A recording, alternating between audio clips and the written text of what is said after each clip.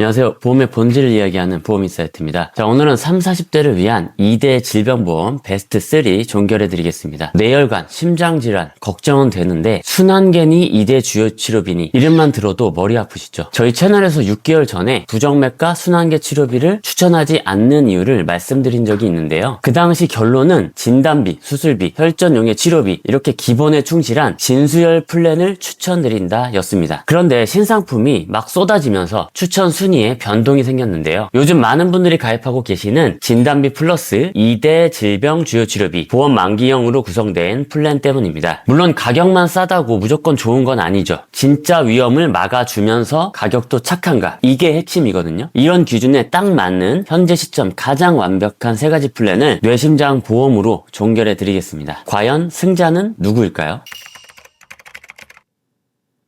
그럼 바로 본론으로 들어가 볼게요. 저는 이렇게 딱 세 가지 플랜을 추천을 드립니다. 첫 번째는 일명 진수혈 플랜인데요. 진단비, 수술비, 혈전용의 치료비의 앞 글자를 딴 가장 기본적이면서도 탄탄한 조합이죠. 참고로 보장 금액은 각각 1000만원씩인데 필요하면 2000만원으로 높일 수도 있습니다. 근데 여기서 주의할 점이 있습니다. 뇌와 심장 혈관 수술비를 가입하실 때는 반드시 수술할 때마다 보장되는 상품으로 가입하셔야 하는데요. 간혹 1회한 수술비로 가입하시는 분들이 계십니다. 1회한으로 가입을 하면 수술 한 번을 받으면 보험금이 지급되고 특약이 삭제가 됩니다. 이거 정말 중요한 부분이니까 꼭 기억해 두세요. 자, 다음으로 순환계 만기형 플랜과 2대 질병 주요 치료비 플랜인데요. 이 둘은 진단비는 똑같이 1000만원이지만 치료비 보장 방식이 진수혈 플랜과는 많이 다릅니다. 뇌혈관이나 심장질환으로 수술을 하거나 혈전용의 치료를 받거나 중환자실에 입원한 경우 연간 1회씩 매년 1000만원이 지급되는 구조거든요. 여기서 중요한 점은 혈관 수술비 가입할 때랑 마찬가지로 총 1회 한도, 수술, 혈전용의 중환자실 이 세 가지를 다 시행해도 한 번만 지급되는 1000만원만 지급되는 상품이 있고 각각 1회 한도라고 적혀 있으면 수술 1회, 혈전용의 1회, 중환자실 1회 총 3000만원을 지급받을 수 있습니다. 그래서 꼭 각각 1회씩 보장되는 걸로 선택하시는 게 중요하고요. 그리고 순환계와 2대 질병 주요 치료비 도대체 뭐가 뭔지 헷갈리시죠? 두 가지만 기억하시면 됩니다. 첫 번째, 공통점, 실제 어떤 상황에 도움이 되는지 예를 들어서 설명을 드릴게요. 갑자기 안면마비가 와서 응급실에 갔는데 뇌경색 진단을 받고 혈전용의 치료와 스텐트 시술까지 받았다면 보험금이 얼마가 나올까요? 첫 번째, 진단비 1000만원, 그리고 혈전용의 치료비 1000만원, 스텐트 시술 1000만원, 총 3000만원이 즉시 지급됩니다. 여기서 끝이 아니라 2년 뒤에 이게 재발해서 또 스텐트 시술을 받고 중환자실까지 간다면 총 2000만원이 또 나오는 거죠. 이렇게 해서 합산하면 총 5000만원입니다. 이게 바로 반복 지급되는 치료비 플랜의 위력입니다. 자, 두 번째 중요합니다. 차이점. 가장 큰 차이는 보장 범위입니다. 뇌혈관과 허혈성 심장 질환은 둘 다 기본으로 보장을 하는데요. 여기서 차이점이 심장 부정맥과 그 외 심장 질환들까지 폭넓게 커버하는 게 순환계 치료비, 핵심적인 뇌, 허혈성 심장 질환까지만 집중해서 보장해주는 게 2대 질병 주요 치료비라고 보시면 됩니다. 그럼 보장 범위 넓은 순환계가 무조건 좋은 거 아닌가요? 이렇게 생각하실 수 있습니다. 하지만 적극 추천드리지 않는 이유는 두 가지인데요. 첫 번째, 부정맥은 에어백급 리스크가 아닙니다. 솔직히 순환계 치료비는 부정맥이 걱정돼서 가입하시는 분들이 많습니다. 근데 제가 항상 말씀을 드리는 게 보험은 감당하기 힘든 큰 위험, 자동차의 에어백 같은 위험을 대비하는 건데 부정맥으로 큰 수술을 하는 경우는 드뭅니다. 설령 고주파 절제술 등 이런 시술을 하더라도 사진과 같이 3, 40만원 선에서 해결되는 경우가 많거든요. 그리고 24년도 심장혈관 치료 현황 자료에 따르면 부정맥으로 인한 수술 비율이 전체의 2.7%밖에 안 합니다. 즉 부정맥 보장이 주 목적이라면 수술보다는 진단비가 더 중요하다고 생각하고요. 다만 일부 설계사 분들은 순환계 치료비가 꼭 필요하다고 말씀하시기도 합니다. 근거 중에 하나를 가져와 봤는데요. 우리 몸에서 가장 큰 혈관이 대동맥인데 대동맥류 및 대동맥 박리라는 질병의 경우는 순환계 치료비에서는 보장을 하지만 2대 질병 주요 치료비에서는 보장되지 않는다. 문제는 이 질병은 발생 시 중환자실에 입원할 정도로 위험하다. 그래서 순환계 치료비가 필요하다는 주장인데요. 저도 이 말엔 동의합니다. 특히 대동맥이 찢어지는 대동맥 박리의 경우는 발생하면 굉장히 치명적일 수 있습니다. 다만 대동맥류 및 대동맥 박리의 발생 확률이 매우 낮습니다. 24년도 심장혈관 심장 질환 치료 현황을 보면 대동맥 질환은 전체 심장 질환의 3.6%에 불과하죠. 솔직히 이 정도 확률이라면 순환계 치료비는 가족력, 고혈압, 유전인자가 있는 분들은 고려하시는 게 좋다라고 생각은 하는데 가랑비에 옷 젖는다고 하죠. 작은 불안 하나 때문에 보장을 추가하고 또 하나씩 더하다 보면 오히려 가정경제에 독이 될 수도 있다고 생각합니다. 자, 두 번째 이유, 보험료가 올라갑니다. 보장 범위가 넓어지면 당연히 보험료도 올라가겠죠. 젊은 여성의 경우는 순환계 치료비를 선택해도 보험료 차이가 크지는 않습니다. 하지만 남성은 좀 다릅니다. 40세 남성 기준으로 진수혈 플랜은 월 3만원, 순환계 치료비는 월 39,000원인데요. 월 9,000원이나 차이가 나는 거죠. 문제는 가입 금액을 2천만 원으로 2배 높이면 보험료 차이도 월 18,000원까지 벌어질 수 있는 거죠. 결론적으로 두 가지를 비교해서 보험료가 크지 않다면 순환계 치료비를 선택하셔도 됩니다. 하지만 보험료 차이가 너무 크고 심장 쪽 가족력이 특별히 없다면 그 차액으로 차라리 가성비 좋은 2대 질병 주요 치료비 가입 금액을 높이는 데 써서 큰 위험에 더 집중하는 게 더 합리적일 수 있지 않을까요? 자, 그럼 내용 한번 정리해 드릴게요. 첫 번째, 진단비, 수술비, 혈전용의 진수혈 플랜. 장점은 수술 횟수 제한 없이 매회 지급됩니다. 1년에 수술을 여러 번 받아야 한다면 가장 유리하죠. 단점은 중환자실 보장이 안 들어가 있어요. 그래서 필요하다면 별도로 추가가 가능합니다. 자, 그리고 주의할 점은 혈관 수술비 가입 시 연간 1회가 아닌 수술 1회당 지급인지 꼭 확인하시고요. 두 번째, 순환계 치료비 플랜. 장점은 보장 범위가 가장 넓습니다. 부정맥까지 보장되고요. 단점, 그만큼 보험료가 제일 비쌉니다. 세 번째, 2대 질병 주요 치료비 플랜. 장점, 보험료는 순환계보다는 저렴합니다. 여성의 경우는 진수혈 플랜과 비슷한 수준이고요. 단점은 순환계 치료비보다 보장 범위가 좁은 거죠.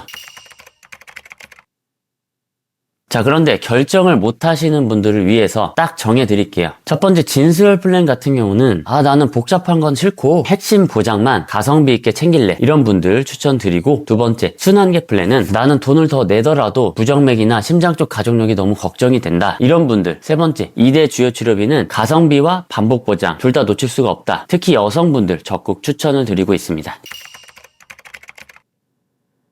핵가성비 항목 첫 번째, 가족 일상생활 배상 책임, 일명 가배책인데요. 단돈 몇천 원으로 우리 가족이 남에게 끼친 피해를 최대 1억 원까지 물어줍니다. 누수사고부터 자녀의 실수까지 커버가 되니까 꼭 챙기세요. 두 번째, 유사암 납입 지원입니다. 갑상선암 같은 유사암에 걸리면 앞으로 낼 보험료를 보험사가 대신 50% 내줍니다. 그런데 보험료도 굉장히 저렴합니다. 세 번째, 혈전용의 치료비, 뇌경색, 급성심근경색 초기 치료의 핵심인데요. 약물 투여 만으로 가입 금액 1,000만 원이면 1,000만 원이 지급됩니다.